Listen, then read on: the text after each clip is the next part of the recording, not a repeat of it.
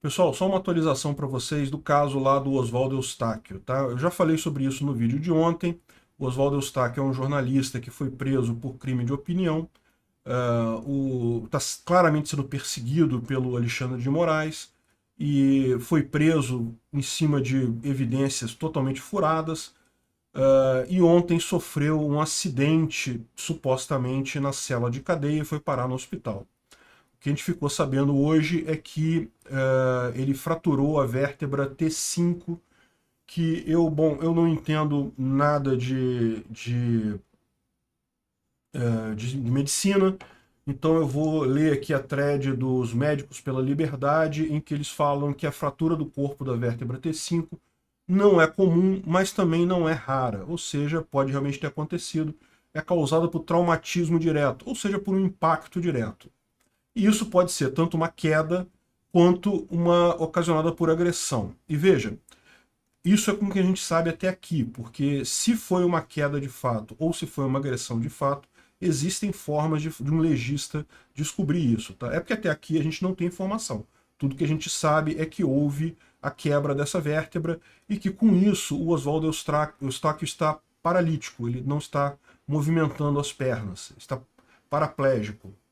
E, felizmente, segundo o laudo, né, ele diz aqui, ele continua na thread, a lesão, não houve lesão medular por secção, ou seja, não cortou a medula completamente. Se cortar a medula, a paralisia é definitiva, mas nesse caso, o que deve ter acontecido foi apenas uma concussão, ou seja, apenas um aperto, um machucado ali na medula, e em tese ela pode melhorar com o tempo, então ele pode recuperar de volta o movimento das pernas. É lógico, tudo aqui a gente está falando sem ter acesso a mais informações. Nesse momento ele está lá no hospital. A Bia Kicis, que é uma deputada lá de Brasília, também falou alguma coisa aqui. Parece que ele está precisando fazer uma ressonância magnética. O hospital de base de Brasília não tem esse aparelho. E parece que ela conseguiu a transferência dele para o hospital universitário de Brasília, que tem o aparelho.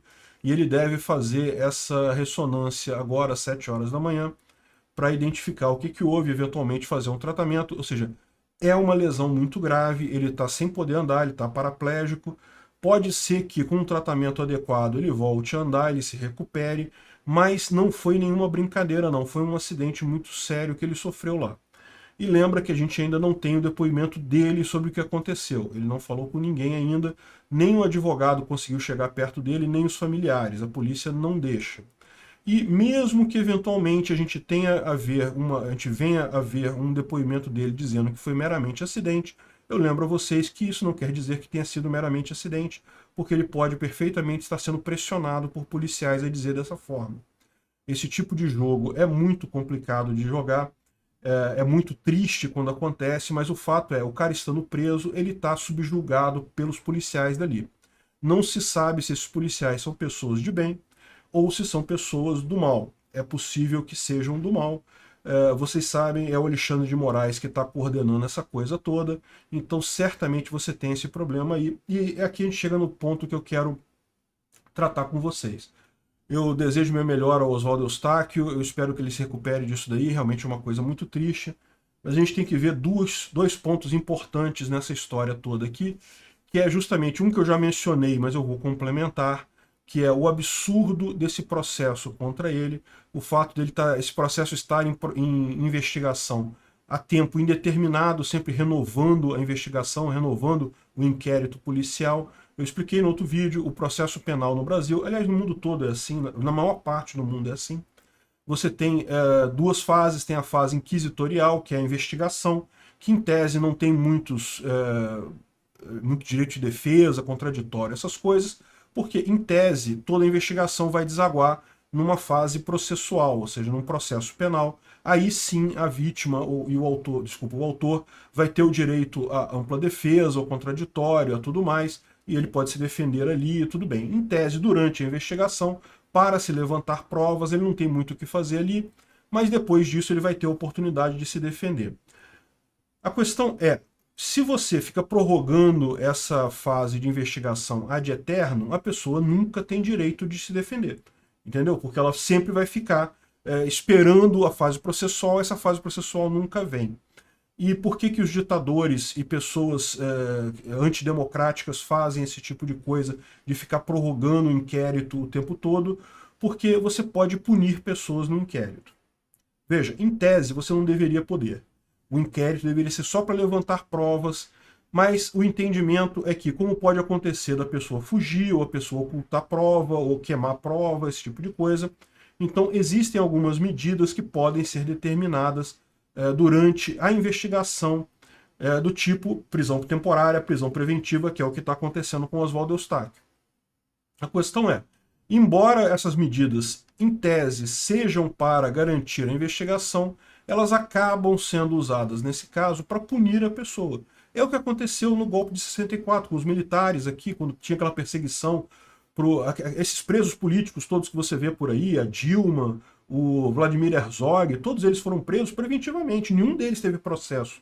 Porque se tivesse processo, eles teriam como se defender e coisa e tal, e não teria problema. Fica-se eternamente na fase de investigação, e os caras são presos preventivamente, e aí são torturados. Isso é típico de ditadura, isso é típico desse tipo de regime em que você perdeu o devido processo legal, perdeu qualquer resquício de Estado de Direito. Vira realmente uma ditadura no caso. E o curioso é o seguinte, que depois da ditadura, dos anos de chumbo, da ditadura militar brasileira, o que foi aprovado para evitar esse tipo de problema? Primeiro, definiu-se que o inquérito policial só podia durar durante 90 dias. Faz sentido, é a fase de investigação. Meu amigo, se você não conseguir prova nesse período, é que você não vai conseguir mais. Infelizmente, porém, o pessoal inventou a figura de prorrogação do inquérito. Então, ok, o inquérito vale só 90 dias, mas ele pode ser prorrogado. Aí fica nisso. O inquérito dele já foi prorrogado umas 5, 6 vezes, o inquérito do Oswaldo Eustáquio. O pessoal não acha prova para ir para a fase processual, mas também não para de investigar para poder punir o cara com essas medidas cautelares. E outra coisa que fizeram, instituíram a questão de que todo o processo de investigação deve ser presidido, deve ser acompanhado por um juiz. Então, em tese, um policial que queira torturar uma pessoa, queira torturar um acusado de alguma coisa, não vai conseguir fazer isso, porque em tese tem um juiz supervisionando isso daí. É da essência do devido processo legal você ter as partes independentes. Você tem um promotor que acusa, o policial que investiga e o juiz que está ali para garantir que o autor não está sendo coagido, não está sofrendo violência, não está sofrendo uma perseguição injusta ao longo do processo. Agora olha o que está acontecendo neste processo particular. Quem é que está acusando aqui? O Alexandre de Moraes. Quem é que está fazendo toda a investigação? É a polícia comandada pelo Alexandre de Moraes. Diretamente, tá? O cara que faz a investigação, ele foi indicado pelo Alexandre de Moraes, e inclusive quando tentaram tirar ele, não pode tirar por definição do STF. E quem é que é o juiz que gerencia esse troço para ver se o cara não está sofrendo tortura, não está sendo preso de forma injusta, o inquérito policial não está sendo estendido de forma a punir a vítima preventivamente? Alexandre de Moraes. Pois é. Entenderam o problema, né? Ou seja, a gente virou uma ditadura, uma coisa absurda, não faz sentido nenhum isso. Ele pode ter sofrido um acidente? Pode, mas a história mostra que a maior parte das vezes que detentos sofrem algo grave na cadeia é tortura, é policial brigando, policial batendo. E aí vem a segunda parte desse nosso grande questionamento aqui, que é: por quê? Por que prenderam o cara agora? Que ele foi visitar a Damares Alves lá no Ministério? Poxa, ele tinha licença, eu falei no outro vídeo, ele tinha licença para fazer isso. Ele não quebrou nenhuma das regras da prisão domiciliar. Nego tirou do nada essa prisão dele agora. Por quê? E aí a gente vai entrar na fase agora, na elucubração sem base. Eu confesso para vocês que não tem base, eu estou falando aqui a minha opinião sobre o assunto, confesso que não tenho nenhuma base para dizer isso, é apenas a minha visão da coisa. O que eu estou achando? Eles estão em desespero, precisando arrumar alguma coisa contra Bolsonaro. O ponto é esse.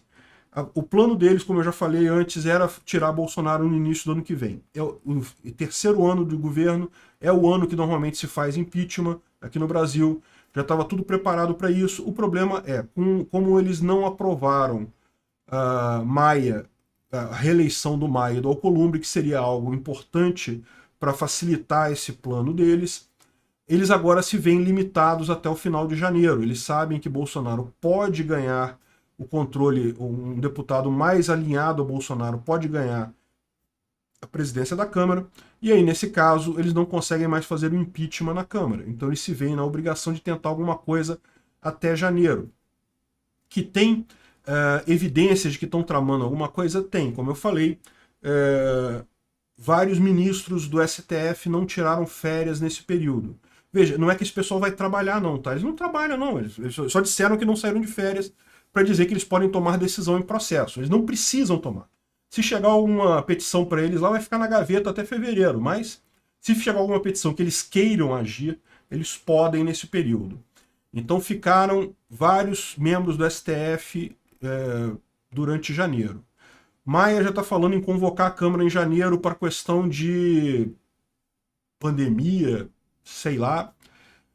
Então repara que está muito claro que eles querem agir. Eles acham que tem o prazo até janeiro. Se não tirar Bolsonaro agora até janeiro, como provavelmente Maia não vai se reeleger, eles não conseguem tirar mais Bolsonaro e precisam fazer isso logo.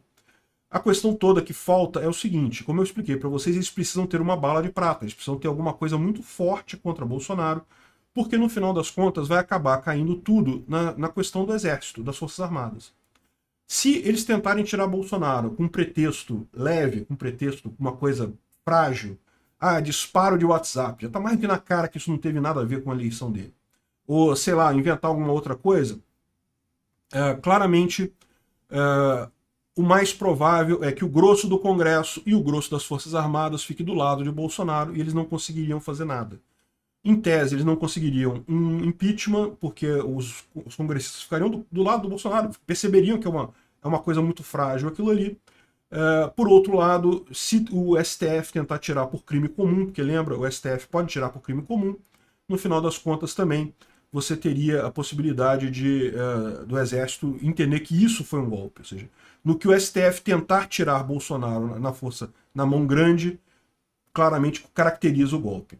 Então, o problema todo é isso. Eles precisam da bala de prata para fazer esse plano deles. Podem ter tentado isso de duas formas. Torturar o cara para tentar fazer ele confessar alguma coisa, confessar que foi Bolsonaro que planejou tudo, sei lá, alguma coisa assim. Ou simplesmente bateram no cara para ele acontecer isso tudo que está acontecendo aí, para Bolsonaro tentar intervir. Então, eu estou vendo muita gente falando, poxa, Bolsonaro não faz nada, Bolsonaro não pode fazer nada. Ele tem que ficar quieto. Porque se ele tentar fazer isso daí, é justamente o que o pessoal do STF está querendo que ele faça. Eles estão querendo a bala de prata contra o cara. Se ele agir, se ele arrumar alguma coisa mais séria... Veja, não é que ele não possa fazer nada. Ele pode fazer o que tiver dentro da justiça. Pedir ajuda ao STF, enfim, investigar os policiais ali da cela, esse tipo de coisa pode ser feito, dentro dos parâmetros legais. O que eles não podem fazer é justamente... O que ele não pode fazer é justamente uma ação mais dura, porque neste caso ele vai ficar como o cara que deu o golpe. É aquela história que eu já falei lá atrás. Está se repetindo a mesma coisa que estava naquela época. Quem der o primeiro tiro perde. Então, esse é o problema. Eles colocaram essa história justamente para forçar Bolsonaro a falar alguma coisa, a fazer alguma coisa, a tomar algum ato que eles possam caracterizar como antidemocrático. Desde que Bolsonaro tomou posse, eles tentam jogar essa pecha nele. Nunca conseguiram, porque Bolsonaro nunca fez nada que fosse contra a Constituição. O máximo é falar. Falar merda, ele fala mesmo. É impressionante. Mas fazer, em tese, não fez nada. Então, eles precisam que ele faça alguma coisa, para ficar claro isso, e eles conseguirem usar essa bala de prata em janeiro. Reparando, essa última parte minha aqui é só especulação minha, eu não tenho base nenhuma para isso, eu apenas vejo os fatos e estou fazendo a ligação dos pontos, pode ser coisa de maluco, visto o meu chapéu nisso daí, tá? Mas me parece uma coisa muito razoável de se pensar, dado o que está acontecendo lá em Brasília. Então é isso daí, gente. A prisão do Crivella hoje também pode ser mais um ponto, eles podem estar tentando chegar, eles encaram o Crivella como um aliado de Bolsonaro. Não é tão aliado assim, porque o Crivella, na verdade, vem desde a Dilma. O Crivella está muito mais ligado à igreja do que qualquer outra coisa, mas eles podem estar tentando atingir Bolsonaro dessa forma também. Enfim. Olha só, do meu ponto de vista, não interessa se vão tirar Bolsonaro ou se vão deixar Bolsonaro, isso para mim faz pouca diferença no final das contas. O meu ponto é mostrar para vocês como o Estado age, como essa coisa de lei, de garantia, não, a gente vai escrever uma lei aqui para garantir que você não vai ser preso porque o inquérito vai durar só 90 dias e você vai ter um juiz para te acompanhar para nunca te torturarem. Meu amigo, basta o establishment político querer para essa lei não significar nada. Eles podem fazer o que quiserem com você. Papel, Constituição, não serve para porcaria nenhuma. Então é isso daí, minha gente. Tomara que eu esteja errado.